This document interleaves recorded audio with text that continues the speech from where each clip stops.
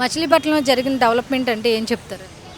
ఏముంది, ఎక్కడ జరిగింది డెవలప్మెంట్? మెడికల్ జరిగింది, బాగానే ఉంది కదా. మెడికల్ డెవలప్మెంట్ అంటే బాగానే వచ్చినట్టు కదమ్మా. పిల్లలకు కానీ చదువుకున్న వాళ్ళకి వాళ్ళకి కూడా ఉపాధి కలిగినట్టే. వాస్తవం కళ్ళ ముందు కనబడుతుంది కదా. కనబడుతున్నప్పుడు జరగలేదు ఆ ఒక్క విషయంలో అనలేం కదా. అంటే ఇప్పుడు కొంతమంది అనే మాట ఏంటంటే సంక్షేమ పథకాలు అందరికీ ఇస్తున్నారు కాదనట్లా, కాకపోతే డెవలప్మెంట్ మీద ఆ దృష్టి సాధించకపోవటం వల్ల వలసలు వెళ్ళిపోతున్నారు అని అంటున్నారు. నిజమేనా? అనుకున్నంత స్థాయిలో ఉద్యోగాలు లేకపోవచ్చు. ఇక్కడ జనాభా ఇక్కడ ఉన్నంత నిరుద్యోగులు ఉన్నంత ఉద్యోగులకి ఇక్కడ లేకపోవచ్చు, డెవలప్మెంట్ లేకపోవచ్చు. ఇప్పుడు జరిగింది అది. ఇంతకుముందు వాళ్ళు కూడా బోలంతమంది వెళ్ళిపోయారు. మనకి 1860లోనే మన మచిలీపట్నం జనాభా 1,60,000, విజయవాడ జనాభా 60,000 నాకు తెలిసినంత మటుకు. ఇప్పుడు విజయవాడ జనాభా 60 లక్షలు, మచిలీపట్నం జనాభా 2 లక్షలు. వలస వెళ్ళారు అనుకుంటున్నారా? వెళ్ళలేదని అనుకోవాలి. మనం ఏమనుకోవాలి? వెళ్తున్నారని అనుకోవాలి. అందరూ చదువుకున్న వాళ్ళు అందరూ వెళ్తున్నారు. ఇక్కడ లేదు. ఇప్పుడిప్పుడే కొంచెం అందరికి ఆశలు దిగరిస్తున్నాయి అంతే.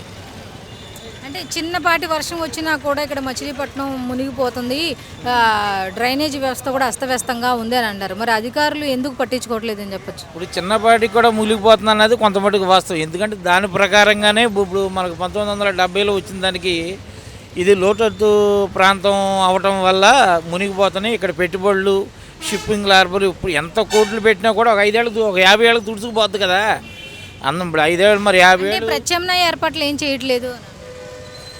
మరి అప్పుడు గవర్నమెంట్లో అయ్యి అప్పుడు వాళ్ళని మనం ఏం అడగలేంగా. అడిగే వచ్చినప్పుడు అడుగుతారు. మా కుర్రాళ్ళు అడగకుండా ఎవరు ఊరుకోరు కదా. ఇప్పుడు మేము ఊరుకున్నాను, కుర్రాళ్ళు ఊరుకుంటారా? ఊరుకోరుగా, అడుగుతారు. సందర్భం రావాలి కదా. ఆ స్టేజీ, ఆ ప్లాట్ఫామ్ వాళ్ళకి కనపడాలి కదా. ఇప్పుడు బందర్ పోర్టు మేమే తీసుకొచ్చామని ఎవరికి వాళ్ళు చెప్పుకుంటున్నారు. ఇప్పుడు 3 సార్లు శంకుస్థాపన, ఇంతవరకు ఎవరు డెవలప్ చేశారో తెలియదు, ఏంటో తెలియదు. దీని మీద మీ ఒపీనియన్ ఏంటి? నా చిన్నప్పటి నుంచి కూడా పోర్టు అంటున్నారు, కానీ ఇప్పుడు పనులు మొదలైనవి. ఇప్పుడు మొదలైంది. అది ఎప్పుడు కంప్లీట్ అవుద్దండి? గవర్నమెంట్ మారుతూ ఉండొచ్చు, మారకపోవచ్చు. వీళ్ళు చేస్తారా చేయరని కూడా డౌట్ అని చెప్పచ్చా? అది సెంట్రల్ గవర్నమెంట్ ఇది కదమ్మా. ఎవరు వచ్చినా చేస్తారని అనుకుంటాం. ఇప్పుడు ఏపీ గవర్నమెంట్ ఇది కాదు, సెంట్రల్ గవర్నమెంట్ ఇది లాగపోతుంది. కాకపోతే ఏపీకి సంబంధించిన ఆయన పెద్ద మంది చేసుకున్నాడు. ఎవరు ముఖ్యమంత్రి అయినా సరే మచిలీపట్నం నిరుద్యోగులు ఉన్నారని ఆయన పెద్ద మంది చేసుకుని ఏ గవర్నమెంట్ వచ్చినా కూడా అందరికి ఉపాధి కలిగితే మంచిది. లోకల్లో ఎవరు వస్తే బాగుంటుంది? అదే అలా చెప్తాం. అమ్మ డెవలప్మెంట్ చేసినట్టే రావాలని కోరుకుంటాం. మీ దృష్టిలో ఎవరు చేసినట్టు డెవలప్మెంట్? అవి అడగకూడదు. మీరు అవి ఎట్లా అడుగుతారు? సంక్షేమ పథకాలు అందరికి అందుతున్నాయండి. నాది సంక్షేమ పథకాలు అందుకునే రేంజ్ కాదు. రిటైర్ పర్సన్ నేను, నాకు రావాయి.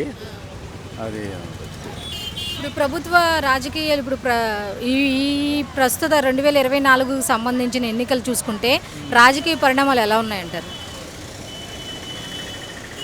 ఎవరికి తోచింది వాళ్ళు పార్టీలు మారతాం గందరగోళంగా ఉంది. పొద్దున పార్టీలు ఉంటే సాయంత్రం పార్టీలు ఉంటున్నారు. రాజకీయ నాయకుల్లో నీతి నిజాయితీ అనేది కనపడలేదు. ఇప్పుడు ప్రజలు ఆలోచిస్తానికి కూడా ఏ పార్టీ కూడా మేము ఫలానా అభివృద్ధి చేస్తాము అని ఏం చెప్పట్లా. సంక్షేమం గురించే మాట్లాడుతున్నారు కానీ అభివృద్ధి ఎలా చేయాలి, ఎలా ముందుకెళ్ళగలం అనేది ఎవరు చెప్పట్లేదు. ప్రతి పార్టీ కూడా సంక్షేమాలు ముందు బీజేపీ వాళ్ళు కూడా చెప్పారు సంక్షేమం చేయకూడదు వద్దని. ఇప్పుడు వాళ్ళు కూడా దానికి దిగిపోయారు. ఎందుకంటే ప్రజలు కూడా దాన్ని ట్రెండ్ అవుతున్నారని అనుకుంటున్నారు వాళ్ళు.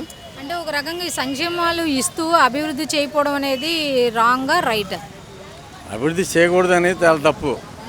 ముందు అభివృద్ధి కావాలి, అభివృద్ధితో పాటు సంక్షేమం. అభివృద్ధి చేస్తే సంక్షేమం అదే వస్తుంది.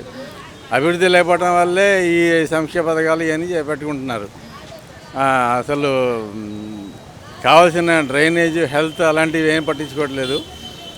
వాటిని వదిలేసి నెలకి ఇంత అని వాళ్ళు ఇచ్చేసేయడం, వాళ్ళకి అది నెల వస్తే చూసుకుంటున్నారు వాళ్ళు. ఆ విధంగా మనం అభివృద్ధి. ఇప్పుడు మచిలీపట్నం పరంగా చూసుకుంటే వైఎస్ఆర్సీపీ ప్రభుత్వ హయాంలో ఎంతవరకు డెవలప్ అయిందంటారు? వైఎస్ఆర్సీపీ వల్ల కానీ కేంద్ర ప్రభుత్వం వల్ల కానీ మాకు హార్బర్ వచ్చింది, తర్వాత మెడికల్ కాలేజ్ వచ్చింది. ఈ అభివృద్ధి కనబడుతుంది. కాకపోతే ఎప్పటి నుంచి ఉన్న మన హెల్త్ సమస్యలు, డ్రైనేజ్ ఉంటే కానీ మన హెల్త్ సమస్యలు సాల్వ్ కావు. దాన్ని పట్టించుకోవట్లేదు. మున్సిపాలిటీ దగ్గర పనులు లేదు. ఉన్న ఫండ్స్ అన్ని ప్రభుత్వం అటు ఇటు మరి ఇప్పుడు ప్రెజెంట్ ఎవరు వస్తే బాగుంటుంది అంటారు? ఆ సమస్యలన్నీ తీర్చాలంటే ఎవరు వస్తే బాగుంటుంది? విజన్ అన్నది ఇద్దరికి ఉంది, కాకపోతే దానికి తగ్గట్టు రెవెన్యూ లేదు మనకి. ఆ రెవెన్యూ పెంచుకునే పద్ధతి ఎవరి దగ్గర కనపడలేదు. ఎవరు వస్తే బాగుంటుంది అనేది ఇప్పుడు కాలమే తేల్చాలి, దాన్ని మేము చెప్పలేం. మీ ఒపీనియన్ ప్రకారం నాకు ఒక ఒపీనియన్, దీని గురించి నేను చెప్పలేను.